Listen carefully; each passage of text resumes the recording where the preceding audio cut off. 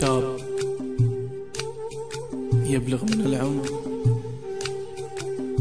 18 عاما، أحب فتاة بنفس العمر حبا حقيقيا، واتفقا على الزواج.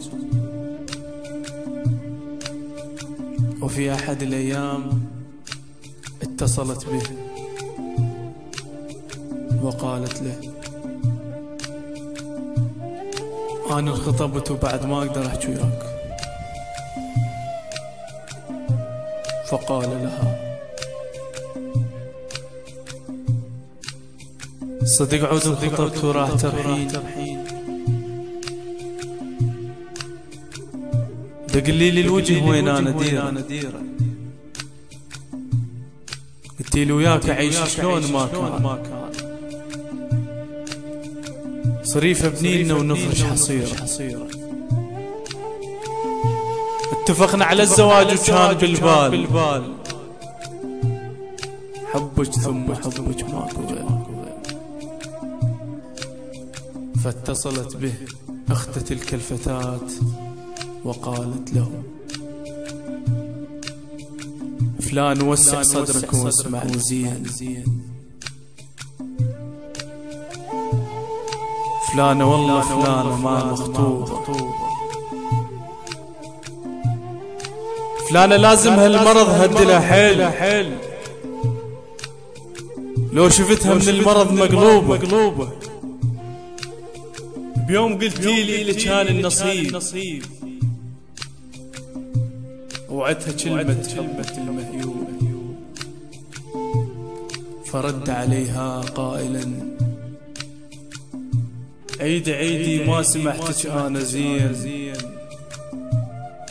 فلانة لازم هالمرض قلتي لي،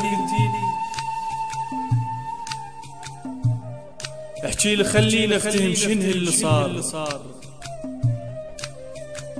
احكي لي مونات ربيتيلي. فلانة ما قالت لي بس طلت نروح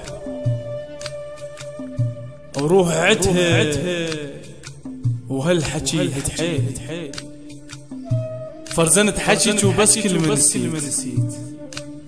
شنو هذا بس لمحيلي. فقالت له: فلان وكل ربك الدنيا اختبار، ماكو واحد عاش كل عمره بهن. فلانة ما تنساك لا بالمحال، عدها لحظة فرقتك شوق السنة. وقالت: خبيث المرض لازمها وسل،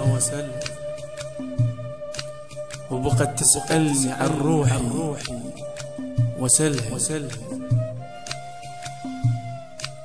روح فلانة حاجيها وسلها، بعد يومين تلفيها الملي. فرد عليها الشاب قائلا: وحق حيدر وشمس الله وراها، أجل فلان أشوف أنها وراها.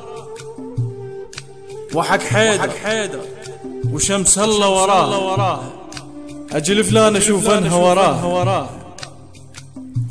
إذا ماتت ترى موتي وراها، وقبلها كنت الفان مني،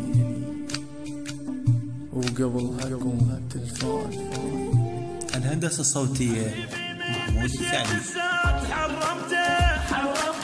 دكيت وبكيت وثوب وشققته، وصلت حتى بيت عليك لبسته، حبيبي من مشيت الساعة حرمته. دكيت وبكيت وثوب وشققته، وصلت حتى بيت عليك لبسته.